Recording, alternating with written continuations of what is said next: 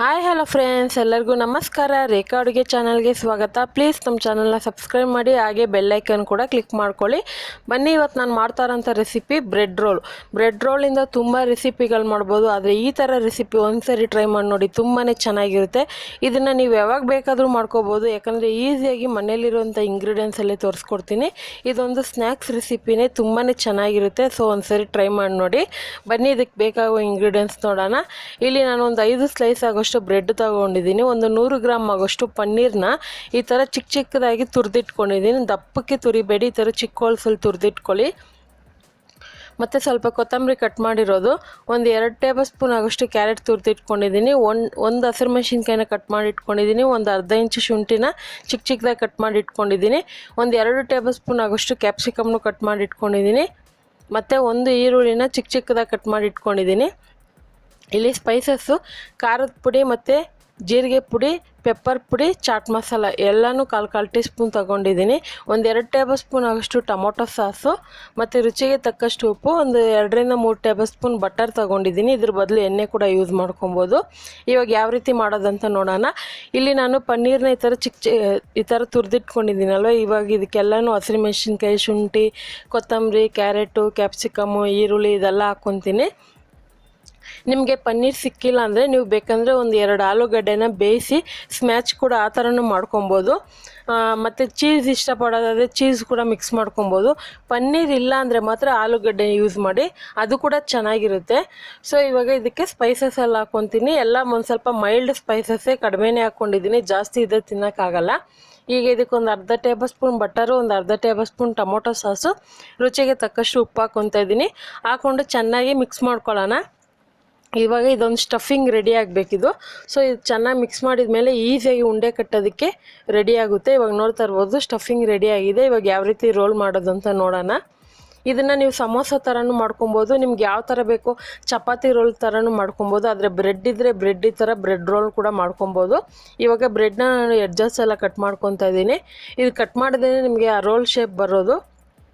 ಇವಾಗ ಇದನ್ನು ನಾನು ಚಪಾತಿ ಲಟ್ಸೋಂಥ ಲಟ್ಟಿನ್ಗೆ ಈ ಥರ ಚೆನ್ನಾಗಿ ಪ್ರೆಸ್ ಮಾಡ್ಕೊಂಡು ಮಾಡಿ, ಯಾಕಂದರೆ ಪ್ರೆಸ್ ಮಾಡಿದಷ್ಟು ಅದು ತೆಳ್ಳಗಾಗುತ್ತೆ.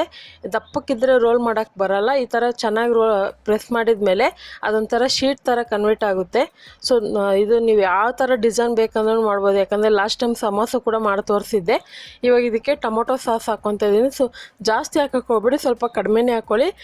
ಟೊಮೊಟೊ ಸಾಸ್ ಇಲ್ಲಾಂದರೆ ನೀವು ಗ್ರೀನ್ ಚಟ್ನಿ ಕೂಡ ಯೂಸ್ ಮಾಡ್ಕೋಬೋದು, ಮಯೋನಿ ಸಾಸ್ ಕೂಡ ಯೂಸ್ ಮಾಡ್ಕೋಬೋದು, ಮತ್ತು ಬಟರ್ ಕೂಡ ಯೂಸ್ ಮಾಡ್ಕೋಬೋದು. ನಿಮ್ಗೆ ಯಾವುದು ಅನುಕೂಲ ಆಗುತ್ತೋ ಮನೇಲಿರೋ ಅದನ್ನು ಮಾಡ್ಕೊಳ್ಳಿ. ಇವಾಗ ಆ ಪನ್ನೀರ್ ಸ್ಟಫಿಂಗ್ ರೋಲ್ ಮಾಡಿ ಅದನ್ನು ಅದರೊಳಗೆ ಡಿಪ್ ಮಾಡಿ, ಸೊ ಈ ಥರ ನಾನು ರೋಲ್ ಮಾಡ್ಕೊಂಡಿದ್ದೀನಿ. ಅದು ನಿಮ್ಗೆ ಎಷ್ಟು ಸೈಜಿಗೆ ಬೇಕೋ ಅಷ್ಟು ಸೈಜಿಗೆ ತೊಗೊಳ್ಳಿ. ಇವಾಗ ಎಲ್ಲ ಮಾಡಿಟ್ಕೊಂಡಿದ್ದೀನಿ, ನೋಡ್ತಾ ಇರ್ಬೋದು. ನಾನು ಹೇಳ್ದಂಗೆ ನಿಮ್ಗೆ ಪನ್ನೀರ್ ಇಲ್ಲಾಂದರೆ ಒಂದು 2 ಆಲೂಗಡ್ಡೆ ಬೇಯಿಸಿ ಅದು ಕೂಡ ಯೂಸ್ ಮಾಡ್ಕೊಳ್ಳಿ. ಪನ್ನೀರ್ ಬದಲು ಆಲೂಗಡ್ಡೆ ಕೂಡ ಯೂಸ್ ಮಾಡ್ಕೋಬೋದು. ಸೊ ಚೀಸ್ ಬೇಕಂದರೆ ಚೀಸ್ ಕೂಡ ಹಾಕೊಬೋದು.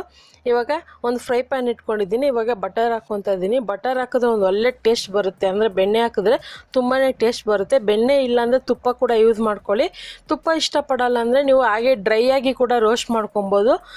ಸ್ವಲ್ಪ ಎಣ್ಣೆ ಹಾಕ್ಕೊಂಡು ಡ್ರೈ ಆಗಿ ಕೂಡ ರೋಸ್ಟ್ ಮಾಡ್ಕೊಬೋದು, ಎಣ್ಣೆನೇ ಬೇಡ ಅಂದರೆ.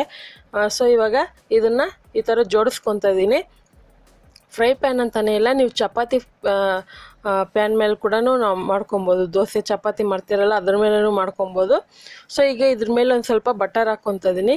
ಈ ಬ್ರೆಡ್ಡಿಗೆ ಬಟರ್ ಬಿದ್ರೇ ಟೇಸ್ಟ್ ಕೊಡೋದು ತುಂಬಾ. ಅದು ರೋಸ್ಟ್ ಆದಾಗ ತಿನ್ನೋಕ್ಕೆ ತುಂಬಾ ಕ್ರಿಸ್ಪಿಯಾಗಿ ಚೆನ್ನಾಗಿರುತ್ತೆ. ಮೇಲೆಲ್ಲ ಕ್ರಿಸ್ಪಿಯಾಗಿ ಒಳಗಡೆ ಸಾಫ್ಟಾಗಿರುತ್ತೆ. ಇದನ್ನು ಲೋ ಫ್ಲೇಮಲ್ಲಿ ಇಟ್ಕೊಂಡು ಕೆಳಗಡೆ ಒಂದು 2 ನಿಮಿಷ, ಅಂದರೆ ಕೆಳಗಡೆ ಭಾಗ ಫುಲ್ಲು ಬೇಯೋದಕ್ಕೆ ಒಂದು 2 ನಿಮಿಷ ತೊಗೊಳುತ್ತೆ. ಅಂದರೆ ಲೋ ಫ್ಲೇಮಲ್ಲಿ ಇಟ್ಕೋಬೇಕು, ಹೈ ಫ್ಲೇಮಲ್ಲಿ ಮಾಡೋಕ್ಕೆ ಹೋಗಬೇಡಿ. ಯಾಕಂದರೆ ನಾವು ಆಲ್ರೆಡಿ ಪನ್ನೀರದು ಮತ್ತು ತರಕಾರಿ ಎಲ್ಲ ಹಸಿದಾಗಿ ಹಾಕಿರೋದಲ್ವ, ಅದೊಂದು ಸ್ವಲ್ಪ ಲೈಟಾಗಿ ಬಿಸಿಯಾಗಿ ಅದೊಂದು ಸ್ವಲ್ಪ ಬೆಂದಂಗೆ ಆಗಬೇಕು.